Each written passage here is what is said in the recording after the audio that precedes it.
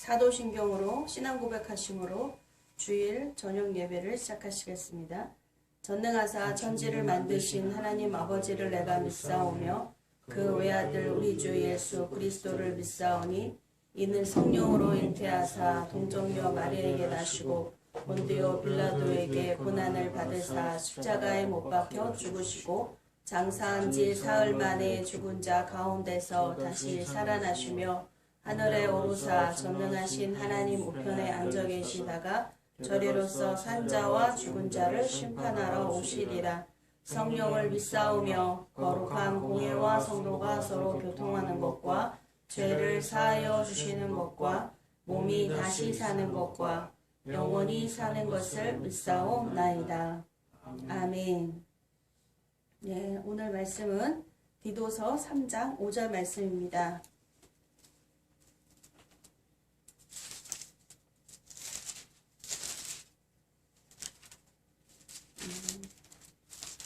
빌레몬서 앞에 있고요. 3장 5절 제가 읽겠습니다. 우리를 구원하시되 우리의 행한 바 의로운 행위로 말미암지 아니하고 오직 그의 긍휼하심을 쫓아 중생의 씻음과 성령의 새롭게 하심을 하셨나니 성령을 우리 구주 예수 그리스도로 말미암아 우리에게 풍성히 부어주사 우리로 저의 은혜를 힘입어 의롭다 하심을 얻어 영생의 소망을 따라 후사가 되게 하려 하심이라. 아멘. 기도하시겠습니다. 참으로 좋으신 하나님 아버지 감사드립니다. 하나님의 주권적이시고 절대적이시고 하나님의 예정 택하시고 하나님이 우리를 부르셨습니다. 하나님이 우리를 사랑하셨습니다. 우리가 사랑한 것이 아니라 내가 너희를 먼저 사랑하였다. 내가 너희를 택했다라고 말씀하시는 하나님이십니다. 하나님 감사합니다. 하나님의 주권을 인정합니다. 하나님 우리의 삶을 통해서 겸손을 또 하나님 우리가 겸손한 자가 되게 하시고 또 아버지 통찰력을 가지고 또한 지각을 가지고 더 깊이 한 번 더 생각해보는 삶을 하나님 우리에게 인생을 통해서 허락해 주셨습니다. 하나님 모든 것 하나님의 섭리와 하나님의 계획을 우리가 분별하여 이 시대를 분별하여 하나님이 하나님의 뜻이 하나님 우리에게 말씀하시는 메시지가 하나님 행하시고자 하는 하나님의 의도를 알고 우리가 정말 하나님의 마음에 합하고 기쁘고 즐겁게 동참하는 귀한 성도들 되게 하여 주시옵소서. 감사드리며 예수님의 이름으로 기도드렸습니다. 아멘. 예, 오늘은 긍휼을 베푸시는 하나님이십니다. 여러분 분명히 하나님은 자비와 긍휼과 사랑의 하나님이십니다. 이 긍휼이라는 단어는 정말 사랑이라는 말씀이죠. 동일한 사랑. 불쌍히 여기시는 거예요. 불쌍히. 그 사랑은 불쌍히 여겨주신다는 것입니다. 성경에 구약의 말씀을 창세기부터 말라기까지 끝나는 39권의 이 성경의 말씀을 통해서 그 역사서를 보면은 하나님은 인간이 하나님이 하시는 일, 하나님이 계획하심, 하나님이 왜 천지를 창조하셨고 왜 인간을 지으셨고 하나님의 이야기들, 하나님과 또 만드신 인간의 이야기들이 쭉 나옵니다. 근데 그 말씀을 이렇게 보게 되면 정말 어쩔 수 없는 인간이 어떻게 이 지경일까? 어떻게 이럴까? 라는 그 부분에 항상 이렇게 맞닥뜨리게 됩니다. 내 자신도 우리 자신도 그렇습니다. 항상 하나님을 예배하고 이제는 믿는 자가 되어서 하나님의 자녀가 되어서 이렇게 예배를 드리고 하나님을 믿노라 하면서도 끊임없이 내 습관대로 내 소견대로 내 뜻대로 사는 것이 항상 준비된 사람처럼 하나님이 준비된 것이 아니라 신앙이 준비된 것이 아니라 항상 내 자신의 습관과 모든 이 형태들이 준비된 것처럼 이렇게 행할 때가 많습니다. 그런 모습을 보게 되면서 참 내가 하나님의 긍휼이 하심, 하나님의 긍휼을 베푸시는 하나님이시라는 것, 이 한 가지 때문에 다시 하나님 앞에 돌아올 수 있는 계기와 또 하나님을 찾을 수 있는 그 계기, 그것이 바로 하나님의 전적인 은혜입니다 라고 고백하는 그 시간이 되는 줄 믿습니다. 우리 어떤 노력과 우리 어떤 행위와 어떠한 의도가 전혀 아니라는 거예요. 오늘 이 본문 디도서의 말씀처럼 하나님의 그 긍휼하심은 하나님의 우리를 향한 하나님의 그 구원하시되 우리의 행한 바 의로운 행위로 말미암지 않고 우리가 하나님께 오는 것이 하나님을 찾는 것이 의로운 행위 아니겠습니까?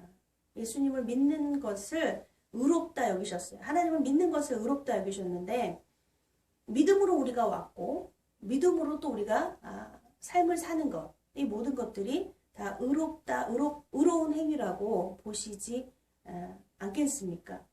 근데 그것으로도 말미암지 않고 오직 그의 긍휼하심을 쫓아 하나님의 오직 긍휼하심을 쫓았다는 것입니다.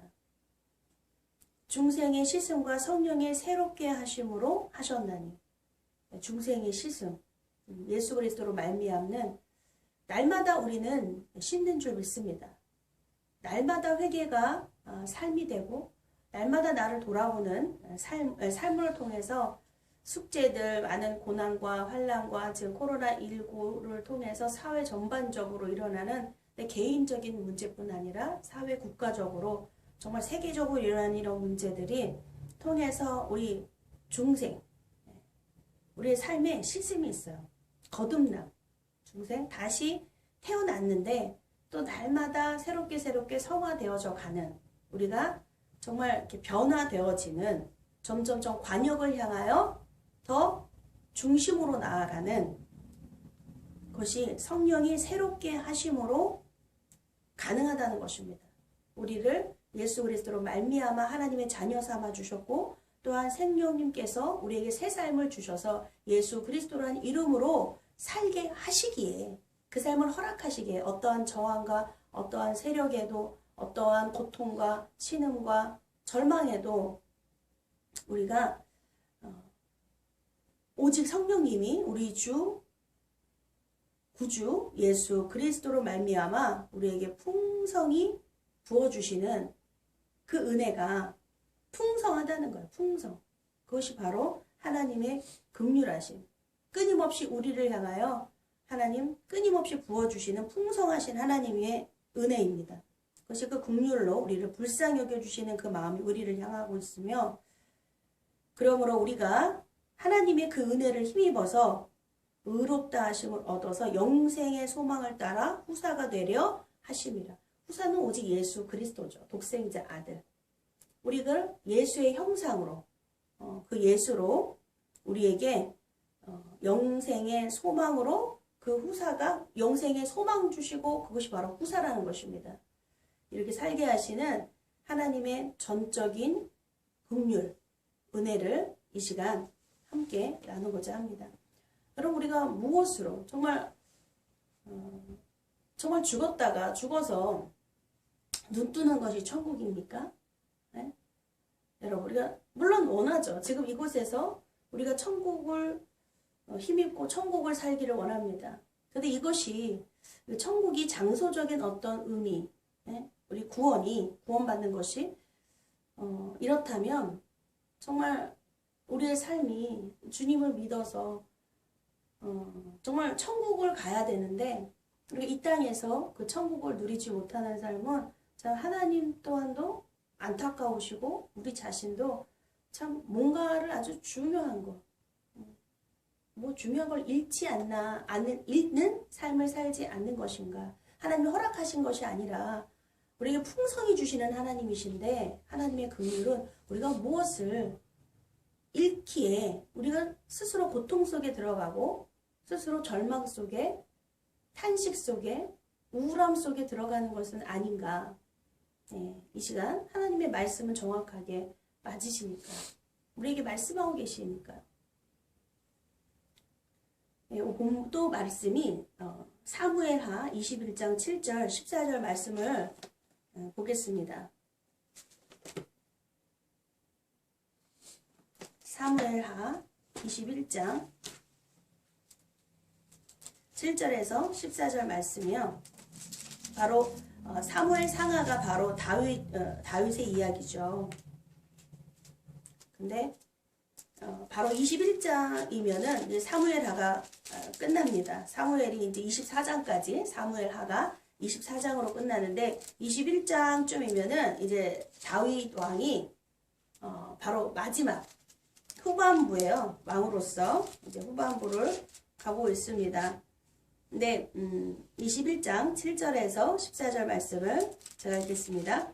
그러나 다윗과 사울의 아들 요나단 사이에 서로 여호와를 가리켜 맹세한 적이 있으므로 왕이 사울의 손자 요나단의 아들 미스보셋은 아끼고 이에 아야의 딸 리스바에게서 난 자 곧 사울의 두 아들 알모니아와 미브보셋과 사울의 딸 메랍에게서 난 자 곧 부올랏 사람 바실레의 아들 아드레엘의 5 아들을 잡고 저희를 기브온 사람의 손에 붙이니 기브온 사람이 저희를 산 위에서 여호와 앞에 목매어 달매 저희 7 사람이 함께 죽으니 죽은 때는 곡식 빼는 처음 날 곧 보리배기 시작하는 때더라.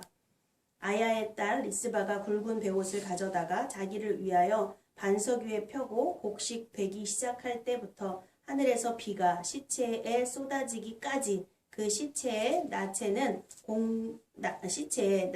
공중에 새가 앉지 못하게 하고 밤에는 들짐승이 범하지 못하게 한지라. 이에 아야의 딸 사울의 첩 리스바에 행한 일이 다윗에게 들림에 다윗이 가서 사울의 뼈와 그 아들 요나단의 뼈를 길리앗 야베스 사람에게서 취하니 이는 전에 블레셋 사람이 사울을 길보아에서 죽여 벳산 거리에 메어 단 것을 저희가 가만히 가져온 것이라. 다윗이 그곳에서 사울의 뼈와 그 아들 요나단의 뼈를 가지고 올라오매 사람들이 그 달려 죽은 자들의 뼈를 거두어다가 사울과 그 아들 요나단의 뼈와 함께 베냐민 땅 셀라에서 그 아비 기스와 묘에 장사하되 모두 왕의 명대로 쫓아 행하니라.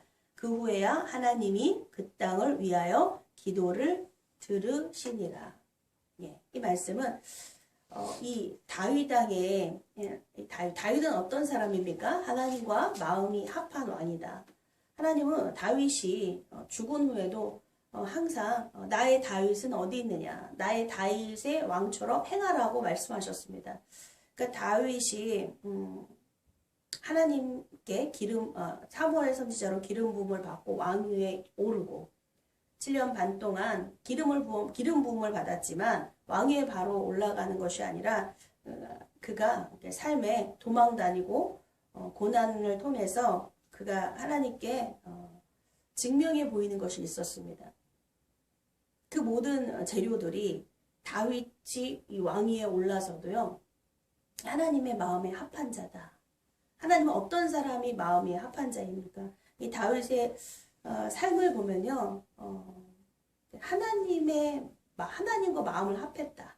하나님의 마음을 알았다. 이것이 성경에 이렇게 녹아져 있습니다. 사울 왕이 장인인데 그렇게 다윗을 미워하고 죽이려고 악신이 들려서 이렇게 하는데 늘 2번이나 죽일 수 있는 상황에서도 죽이지 않았다는 거예요. 그 이유는 바로 하나님의 마음 때문에 그렇습니다. 하나님이 기름 부은 자를 내가 그 옷깃도 배옷것을 가지고 그렇게 그는 울면서 회개를 했습니다. 하나님의 마음이, 그렇죠? 하나님은 사울을 버렸다고 그래요. 사람들은 사울 버렸는데 뭐. 그런데 다윗의 영성이 하나님 마음에 합한 다윗은요, 하나님의 마음은 하나님 사울 왕 내가 너를 버렸어 라고 말씀하셨는데 다윗은요, 그 사울을 하나님이 기름 부으셨는데 내가 함부로 하면 하나님의 마음은 감히 내가 하나님의 기름 부은 자를 내가 함부로 할 수 없습니다. 내 임의대로 할 수 없다라는 거예요. 그런 사울이 그런 다윗의 영성은요. 이 본문을 보면 이게 뭔 이야기일까? 이 말씀은 성경이 왜 이 말을 기록하고 있는가?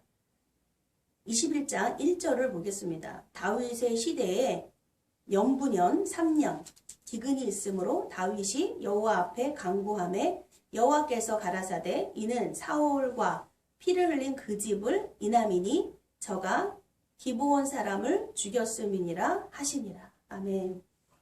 마음의 합한 자라고 말했는데요. 이 합한다는 것이 뭐냐면 이 다윗이 하나님 앞에 간구를 합니다. 하나님과 대화를 해요. 하나님께 간구를 하고 또 여호와께서 가라사대. 그러니까 질문하고 하나님은 답하시고 다윗은 간구해요. 간절히 구하는 거죠. 하나님께 간절히 구하시기를 축복합니다. 예, 이 하나님은 말씀해 주시는 거예요. 뭐라고? 이는 사울과 피를 흘린 그 집을 인함이니 저가 기브온 사람을 죽였음이니라 하시니라. 이 기브온 사람들은 누구냐면 여러분 여호수아서를 보면 여호수아에서 그 족속 7족속을 다 죽이라고 말씀하셨어요. 멸하라고. 그런데 그 기브온 족속은 속인 족속이에요. 몰래 살고자 해서요. 여호수아에게 우리도 멀리 그 족속의 그 땅에 가나안 땅에 살고 있었던 7족속 중에 하나인데 자기가 멀리서 왔다라는 거야. 우리도 멀리서 와서 옷이 헤어지게 만들고 신발도 헤어지게 하고 음식도 부패한 음식을 이렇게 증거까지 딱 보여주는 거예요. 우리도 멀리서 왔단다. 우리는 가나안 족속 여기 너희들이 멸해야 되는 족속이 아니라는 거예요. 그러면서 목숨을 약속을 하죠. 여호수아에게. 근데 여호수아는 덥석 물증이 있잖아요. 불쌍한 마음이 들어서 덥석 계약을 하게 됩니다. 그래 너희는 죽이지 않겠다. 그리고 그것이 약속이 되어서 기브온 족속은 이스라엘 사람들의 그냥 그 안에 일하는 사람들로 보호를 받아요. 이스라엘 사람들이 이렇게 보호해주는. 그러나 하나님 뭐라고 하셨어요? 여자도 아이도 죽이고 모두 멸하라고 말씀하셨는데 그 약속 잘못된 계약이라고 성경은 말합니다. 잘못된 약속. 잘못됐어. 속였잖아요. 너 속였어. 너가 또 아둔해서 그 약속을 해버렸네. 근데 여호수아는 하나님이 그 약속을 지키도록 하나님이 지켜주셨어요. 그 약속을. 그래서 기브온과 여호수아 때부터 이런 약속이 맺어져 있는 것입니다. 그런데 이것을 누가 깼냐면 사울 왕 때 깬 거예요. 사울 왕이. 사울 왕이 이 족속들을 죽입니다. 그 계약이 있는데. 근데 하나님이 그 말씀을 하시는 거예요. 이는 사울과 그 피를 흘린 그 집안을 인함이다. 가뭄이 왔습니다. 기근이 왔어요. 3년 동안 기근이 왔어요. 우리가 천재지변 그냥 우리가 되어지는 이런 상황 속에서 그냥 우연이 된 것이 하나도 없는 거예요. 성경의 말씀은. 우연은 하나도 없는 거예요. 필연적이면서 운명적인 것이에요. 우연이 아니라 하나님이 그리하여 어찌하여 하나님 기근이 왔습니까? 왜 그렇습니까? 라고 묻는 다윗의 그 질문에 하나님께서는요. 그 인함이다. 저가 기브온 사람을 죽였음이니라 하나님께 말씀하시는 거예요. 그래서 다윗이요. 3절엔요. 저들에게 묻습니다. 기브온 사람들에게 남아있는 다윗이 저희에게 묻되 내가 너희를 위하여 어떻게 하랴? 내가 어떻게 속죄하여야 너희가 여호와의 기업을 위하여 복을 빌겠느냐? 아멘. 3절에 내가 어떻게 하여 속죄하여야 하겠느냐? 아니 내가 사울왕도 아니고 그런데 하나님의 이 말씀이 임한 이 다윗이요. 내가 말합니다. 내가 다윗이 사울이 지은 그 죄에 내가 어떻게 해야 속죄해야 되겠냐? 이것이 누구의 이야기가 아니라 내 개인의 이야기로 오는 거예요. 그 문제가 너 때문이야. 사울왕 너 때문이잖아. 사울왕 죽었잖아. 이제 마음 풀어가 아니라 내가 어떻게 속죄해야 되겠냐. 내가 갚아주리라 그겁니다. 책임감이 있는 거예요. 다윗의 책임감. 하나님처럼 책임감 짱이신 분이 없죠. 여러분, 하나님은 우리를 버리시는 분이 아니에요. 책임지겠다고 말씀하시는 거예요. 어느 부모가 자녀를 버리겠습니까? 그렇죠? 누가복음 15장 탕자의 비유에서도요. 여러분, 15장은 그 비유가 세 가지가 나옵니다. 잃은 양 한 마리, 드라크라 동전 하나, 잃어버린, 또 하나 잃어버린 탕자, 아들 둘 중에. 주인은, 목자는요, 100명의 양이 있는데, 100마리의 양이 있는데 한 마리도 포기하지 않는다는 것이에요. 그 한 여인에게는 남편에게서 받은 10개의 드라크라가 있어요. 결혼을 하면 10개의 드라크라, 10개의 동전을 준다고 합니다. 그것이 너무나 소중한 거예요. 그 여인에게는. 그 남편의 사랑이거든요. 근데 하나를 잃어버렸어요. 절대로 포기하지 않는다는 거예요. 하나님의 마음입니다. 아버지에게는 두 아들이 있어요. 아들 하나 있는데 하나면 됐지 뭐. 하나는 아유 쟤 쓸모없어. 아버지는 아들을 포기하지 않아요. 자녀를 포기하지 않습니다. 이게 바로 하나님의 마음을 말씀하시는 거예요. 그런데 이 다윗이 내가 어떻게 하여 속죄하여야 너희가 여호와의 기업을 위하여 복을 빌겠느냐. 아니 복은 하나님이 주시는 거지. 이 기브온 족속이 뭐라고 이들에게 우리가 복을 비냐. 사람하고의 관계. 이 다윗이 이 하나님하고의 관계, 마음이 합한 자다 하는데 또한 사람하고의 관계에서도 맺고 끊는 게 그는 분명하더라는 거예요. 할렐루야. 정말 탈무드에 그 강한 사람에 대해서 승리하는 이기는 사람에 대해서 이렇게 말을 합니다. 자기 자신을 절제할 수 있는 사람이에요. 자기 자신을 무릎 꿇릴 수 있는 사람이에요. 자기 마음에. 또한 적을 친구로 만들 수 있는 사람이라는 거죠. 강한 사람은 힘이 있는 사람, 권력이 있는 사람, 명예가 있는 사람, 건강한 사람이 아닙니다. 자기 자신을 평가할 수 있어야 돼요. 스스로. 그리고 적을 친구로 만들 수 있는 사람인 거예요. 이 의미를 생각하며 이 다윗이 4절에 기브온 사람이 대답하되 사울과 그 집 우리 사이의 일은 은금에 있지 아니하오나 이스라엘 가운데 사람을 죽이는 일은 우리에게 있지 아니하니이다. 왕비가 가로되 너희 말하는 대로 시행하리라. 왕이 가로되 다윗 왕이죠. 이것이 뭐냐면 그 기브온 족속은요.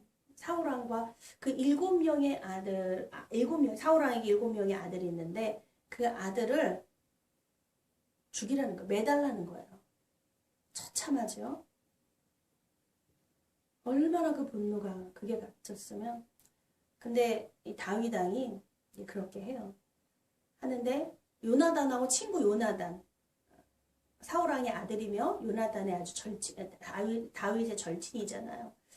그 요나단하고 약속한 게 있어요. 내 아들을 지켜달라고. 근데 그 아들이 바로 다리가 불편한 무미보셋이죠. 무미보셋.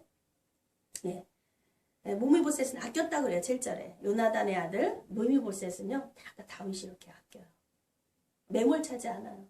그러나 그 약속대로요. 그 7 아들들을 그 나무에 매달려서 죽게 하는데 뼈가 여러분 해골이 됐다. 사람이 죽어서 해골이 됐다. 이때는 뭐 부패가 심하겠죠. 사막이고 막 이러니까. 어느 정도 시간이 흘렀을까요? 한 달? 2달? 적어도 이제 봄에 시작을 했는데 봄에 그 밭을 매는 보리를 하는 추수에 그걸 시작을 했는데 뼈가 왕성하게 남았다. 어느 정도 시간이 흘렀을까요? 그죠? 꽤 많은 시간, 한 6개월 정도의 시간은 흐른 것 같습니다. 그때까지 매달아 두는 거예요. 아직 뼈가 된 거예요. 시신이 다 부패를 하고 뼈가 남는 그 때까지. 그래도 매달아 놓는 거예요. 근데 이 10절에 아이야의 딸 리스바라고 하는 사울의 첩입니다. 그 첩이 굵은 베옷을 입어다가 자기의 두 아들이 거기 있어요. 그 밑에서 그 굵은 베옷을 입고요. 거기 시체를 지켜요. 그 시체에 10절에는요. 시체에 낮에는 공중의 새가 앉지 않게 하고 밤에는 들짐승이 범하지 못하게 한지라. 이미 죽었고 시체인데 뼈가 앙상하게 남았는데 그걸 지켜요. 그 여인이. 언제요? 적어도 6개월이에요. 6개월. 그 들판에서 낮에도 밤에도 이렇게 지키고 있다라는 거예요. 근데 이 소식을 다윗이 듣게 됩니다. 그 가족인 그 어미가 지키는 거예요. 다윗이 이 말을 듣고요.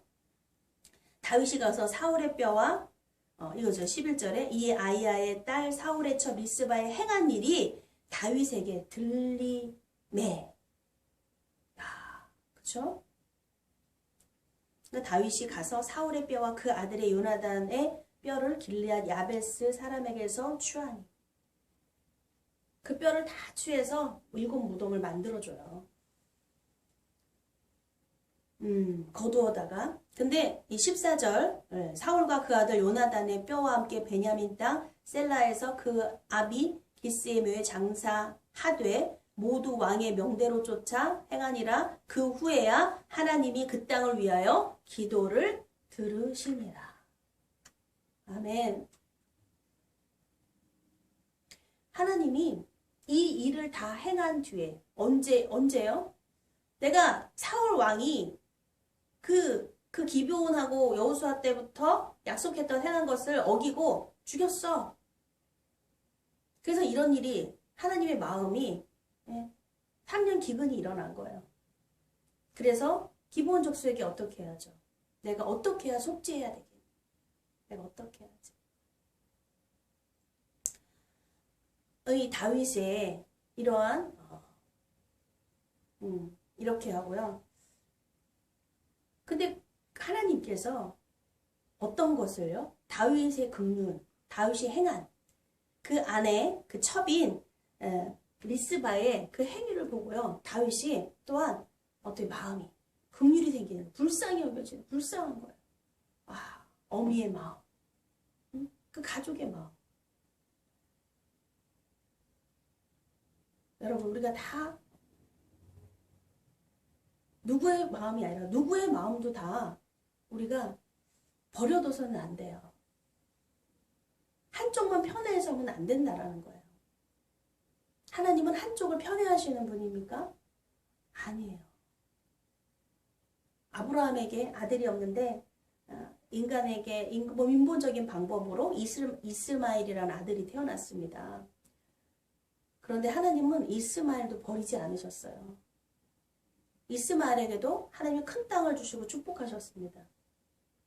근데 하나님의 후사는 이삭이에요. 바로 사라에게서 난 자손이 이삭을 통해서 하나님의 역사의 계보는 일어납니다.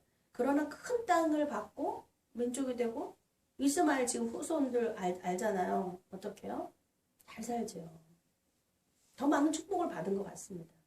그런데 하나님의 축복은 땅에, 물질에, 풍요함에 보다는 바로 하나님의 도우심과 약속에 있다는 것입니다. 이게 하나님의 긍휼이에요. 하나님 불쌍히 여겨주시는,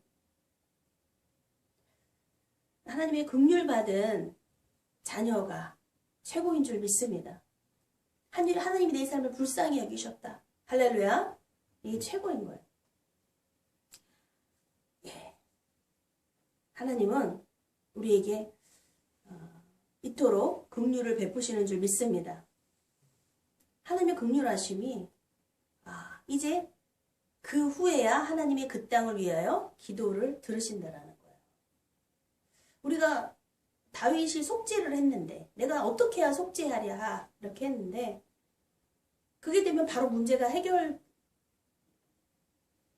생각되지 않습니까? 기부원 족속들이 원하는 대로 해줬잖아요. 그런데 그러고도 시간은 어떻게 됐어요? 6개월이라는 시간이 계속 기근인 거예요. 지금까지도. 근데 그 기근이 멈추는 그 시점은 무엇이냐? 바로 그 후에야 하나님이 그 땅을 위하여 기도를 들으시니라. 하나님이 긍휼을 베푸시는 하나님이에요. 긍휼을 받은 자가 긍휼을 베풀 때, 하나님의 사랑받은 자가 사랑을 베풀 때, 하나님의 용서받은 자가 그 용서를 베풀고 나눌 때, 그 후에야 하나님이 그 땅을 위하여 기도를 들으시니라. 아멘. 대체 기도의 종착역, 우리의 기도의 응답의 종착역은 어디일까? 우린 참 바라고 때로는 그 기도가 너무 지쳐요. 삶이 너무나 지쳐요. 언제 끝납니까, 하나님? 이 고난이 언제 끝나고 이 코로나19가 언제 끝나겠습니까? 날마다 기다립니다. 그 기다리는 시간이 일주일이 되고 2주가 되고 한 달이 되고, 여러분 우리 성도님들 너무나 보고 싶죠. 한 자리에 나와서 정말 예배 드릴 수 있는, 함께 정말 웃으면서 함께 식사를 하고 함께 교제를 하고 얼마나 좋습니까? 그런데 그러지 못하는 지금 이 시간 속에서 정말 우리가 하나님의 긍휼하심이, 우리를 긍휼히 여기시는 하나님의 그 눈길이 하나님이 우리에게 향하시는 줄 믿습니다. 하나님은 기다리고 계시는 거예요. 왜? 긍휼을 베푸시는 하나님께서 그 긍휼을 향하여 우리에게 긍휼 받은 자는 다윗 왕처럼 따뜻하고 겸손하고 온유하고 그 눈빛과 그 말투와 그 손짓과 삶이 나가야 된다는 것입니다. 하나님 그 한 사람 다윗을 통하여 하나님께서 그것을 다윗의 긍휼함을 보시고요. 그 후에야 하나님이 그 땅을 위하여 기도를 들으시니라. 아멘. 100명 중에 100마리 중에 한 마리가 돌아와서 기뻐하신 하나님. 10개의 드라크마가 있지만 1개의 드라크마를 찾은 후에야 기뻐하는 그 주인. 잔치를 막 배설하죠. 너무 기뻐. 또한 그 아버지는 떠난 그 아들이 돌아왔을 때 그 아버지는 막 동네 잔치를 막 하는 거예요. 너무 기쁘셔가지고. 할렐루야. 그 후에야 그 땅을 위하여 기도를 들으시니라. 아멘. 하나님이 이 땅을 위하여, 우리 대한민국을 위하여, 또 우린 전 세계에 아파하는 전 세계 국가들, 지구가 한 동네, 한 형제 자매, 우리가 하나님이 그 땅을 위하여 기도를 들으시니라. 아멘. 그 긍휼이 우리 모두에게 임하실 줄 믿습니다. 긍휼을 베푸시는 하나님. 할렐루야. 기도하시겠습니다. 하나님은 항상 긍휼을 베푸시는, 우리를 불쌍히 여겨주시는 하나님이십니다. 하나님의 그 자비하심이, 하나님의 그 온유하시고 겸손하신 하나님의 그 성품이 아버지 우리로 절로 그 모습 속에서 우리로 말씀으로 살아갈 수 있는 아버지 정말 기적과 같은 일이 일어납니다. 내 마음의 평정이, 내 마음의 평화가, 내 마음에 정말 예수 그리스도가 오셔서 더 풍성하게 하나님의 뜻을 이루어드리는 아버지 이 땅이 정말 하나님 나라가 그 의를 구할 수 있는 그 땅으로 하나님은 우리의 기도를 들어주십니다. 하나님 감사합니다. 우리를 긍휼히 여겨주시니 감사합니다. 하나님의 한량없는 그 긍휼을 베푸시는 하나님께 영광과 감사를 올려드립니다. 예수님의 이름으로 기도드렸습니다. 예배를 마치겠습니다.